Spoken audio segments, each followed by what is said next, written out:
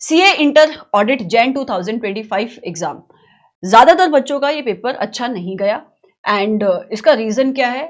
बच्चे कह रहे हैं कि paper was out of the box. In fact many of the teachers also saying कि पेपर थोड़ा सा टेक्निकल था, राइट? अभी इंस्टीट्यूट ने एक एग्जाम्पल सेट कर दिया है कि आने वाले अटेम्प्ट के अंदर अभी ये लेवल है। तो मैं आपको कहना चाहूंगी बेटा कि इंस्टीट्यूट ने ये एग्जाम्पल तो उसी दिन सेट कर दिया था जिस दिन उसने आपके कंसेप्ट स्टडी मटेरियल में प्रोवाइड कराए थे, राइट? तो हमसे गलती कहां पे हुई? जो हम क्वेश्चन पेपर को अंडरस्टैंड नहीं कर पाए। हमसे गलती हुई उस दिन जिस दिन हमने इस सब्जेक्ट को लाइटली लिया। हमसे गलती हुई उस दिन जिस दिन हमने इस सब्जेक्ट के कंसेप्ट को समझने के ऊपर फोकस नहीं किया और हमने सोचा यार 11 चैप्टर हैं, 11 चैप्टर में से हम देख लेते हैं कि कौन सा कंसेप्ट में से क्वेश्चन पूछे जाते हैं, वही कंसेप्ट के पॉइंट हम लर्न करके चले जाते हैं। सो आप ऐसा क्वेश्चन पेपर एक्सपेक्ट करके गए थे कि अभी तक ऐसे क्वेश्चन पूछे जाते हैं और हमें ऐसे ही इन क्वेश्चन का आंसर लिखेंगे। बट इंस्टीट्यूट ने इस बार जो क्वेश्चन पेपर पूछा उसके अंदर एप्लीकेशन बेस्ड क्वेश्चंस थे। मतलब ऐसे क्वेश्चंस थे जहां पे आपको कंसेप्ट आता है, कंसेप्ट की इंटरप्रिटेशन आती है तो आप क्वेश्चन का आंसर दे पाओगे, लेकिन नहीं आता तो नहीं दे पाओगे। सारे क्वेश्चंस भी ऐसे नहीं थे, लेकिन कुछ क्वेश्चंस थे जिसकी वजह से ज्यादातर बच्चे, क्योंकि ऑडिट को एक अप्रोच लेके पढ़ते हैं कि थ्योरी का सब्जेक्ट है और मुझे खाली लर्न करना है और रट के वहां पे लिख देना है, वो अप्रोच के साथ गए, वो बच्चे इस पेपर को नहीं समझ पाएंगे और इसी वजह से ज्यादातर बच्चों का पेपर अच्छा नहीं हुआ। सो मेरा ऐसा मानना है कि ये कोई बहुत out of the box paper नहीं था। इट्स जस्ट कि आप ऐसे पेपर के लिए तैयार होके नहीं गए थे तो आपको ये क्वेश्चन पेपर मुश्किल लगा। क्या ये पहली बार हुआ है? वंस इन अ वाइल होता रहता है। क्या ये आखिरी बार हुआ है? नहीं, ये दोबारा से भी हो सकता है। मैं तो सिर्फ इतना कहना चाहूंगी बेटा कि हर एक वो बच्चा जो अभी मई 2025 में अपना पेपर लिखने वाला है, सितंबर 2025 के अंदर अपना एग्जाम लिखने वाला है, सिर्फ आप उस चीज को ध्यान रखना जो मैं आपको हमेशा क्लास के अंदर बार बार बोलती हूं। हमेशा मैंने बोला है कि इस सब्जेक्ट की कंसेप्चुअल क्लैरिटी होना बहुत बहुत इंपॉर्टेंट है। अगर आप कंसेप्ट के साथ नहीं पढ़ के जाओगे, आपने रट्टा मारा है, आपने सिलेक्टेड स्टडी करी है, तो यस ऐसा हो सकता है कि आपका किसी अटेम्प्ट में क्वेश्चन पेपर सिंपल बन जाए, आपको वहां से क्वेश्चन देखने को मिल जाए जो आप पढ़ के गए तो आपके मार्क्स अच्छे आ सकते हैं। लेकिन ऐसा भी हो सकता है जो हुआ अभी इस अटेम्प्ट के अंदर कि आपको कंसेप्चुअल नॉलेज लगेगी। तो हमें तो उस दिन के लिए तैयार होना है ना जिस दिन ऐसा भी हो सकता है कि पेपर मुश्किल आ जाए, लेकिन ज्यादातर बच्चे वैसे नहीं पढ़ के जाते हैं, राइट? सो जिनका भी अटेम्प्ट अभी आने वाला है उनके लिए भी ये लर्निंग है और जिन्होंने पेपर दिया उनके लिए तो ये लर्निंग है ही कि अगर आपका पेपर बहुत बुरा गया है तो आप ये एनालाइज करो कि क्या आपको क्वेश्चन समझ में आए।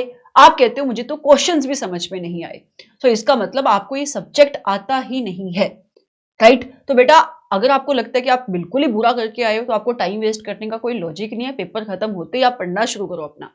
एंड टू दो स्टूडेंट जिनको थोड़ा सा है कि हाँ कुछ तो लिख कर आया हूं, कुछ तो हो जाएगा, so be positive, let the result come in. But उसके बाद भी अगर कुछ नेगेटिव होता है, instead of wasting your time, focus on the conceptual clarity of the subject. It's like it's non negotiable. आप इंटर लेवल पे हो इसका मतलब ये नहीं कि आपसे कोई बहुत सिंपल क्वेश्चन इंस्टीट्यूट पूछेगा, specially when it comes to audit. मैंने हमेशा बोला है कि इंटर का जो सिलेबस है ऑडिट का 33 के आसपास, मतलब पहले अगर आप यहाँ पे पहले 8 चैप्टर उठा के देखोगे, फाइनल में वो पहले 7 चैप्टर हैं। तो ये कोई बहुत आप इजीली इस सब्जेक्ट को पढ़ के जाते हो, वो डायरेक्ट क्वेश्चंस आप पढ़ के जाते हो, बट इंस्टीट्यूट घुमा सकता है गेम, तो आपको प्लीज समझना पड़ेगा।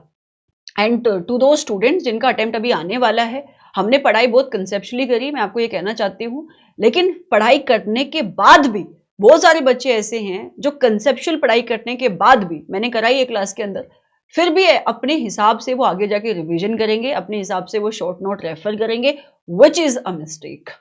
तो अभी आपके हाथ में बहुत सारा गेम बचा हुआ है।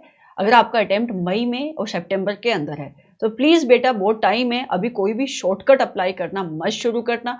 जैसे हमने पढ़ा है, कंसेप्ट को समझ के, एक एक लाइन को समझ के, हर एक चीज के मतलब को समझ के, कंटेक्स्ट को समझ के, टेक्निकल एग्जांपल्स के साथ जैसे इंस्टीट्यूट क्वेश्चन पूछता है आप उस हिसाब से आगे बढ़ो।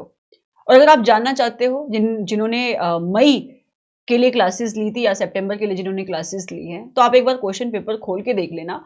अगर आपको कंसेप्ट याद है ना अभी, तो आपको क्वेश्चन पेपर समझ में आएगा ही आएगा, I can assure you that.